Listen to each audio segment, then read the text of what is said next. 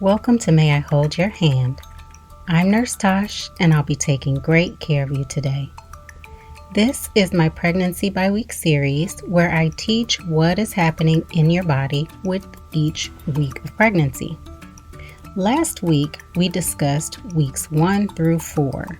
Though most don't know they've conceived during this time, there's lots of groundwork being laid for what will eventually become your tiny human. If you missed it, feel free to pause here and go back to take a listen to see what you missed. Now, on to week 5 of gestation. The pregnancy timeline is calculated from the first day of your last menstrual period. The embryo continues to develop and grow at a rapid pace. At this stage, the embryo is about the size of a sesame seed and is starting to take on a more recognizable shape. The brain and spinal cord continue to develop and the head and facial features become more defined. The limb buds continue to grow and small indentations begin to appear where the fingers and toes will eventually form. The heart continues to grow and is now beating at a regular rhythm. Because the heart is so small though, it's a little too soon to hear with an ultrasound. The circulatory system, which includes components like our veins and arteries, begin to form, and the first blood cells are produced in the liver.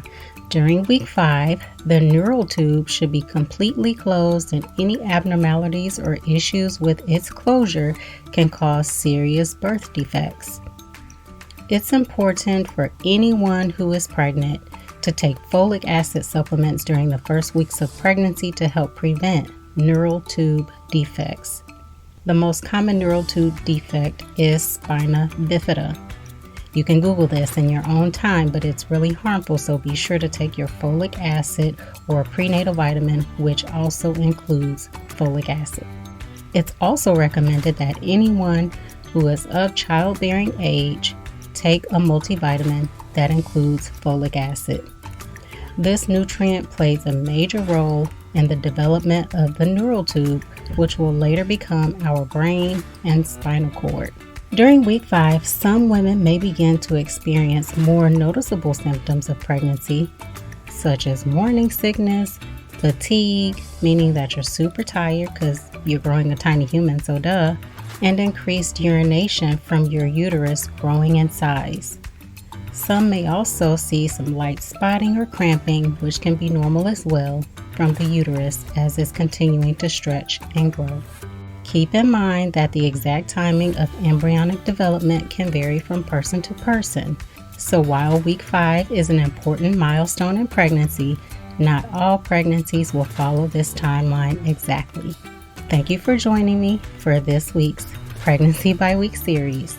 The next week is week 6, so be sure to come back to learn what's happening. As a reminder, this is not a substitute for medical advice or professional health care. If you suspect that you might be pregnant, contact a licensed obstetric care provider so that you're able to get the care and attention you deserve. Bye-bye now.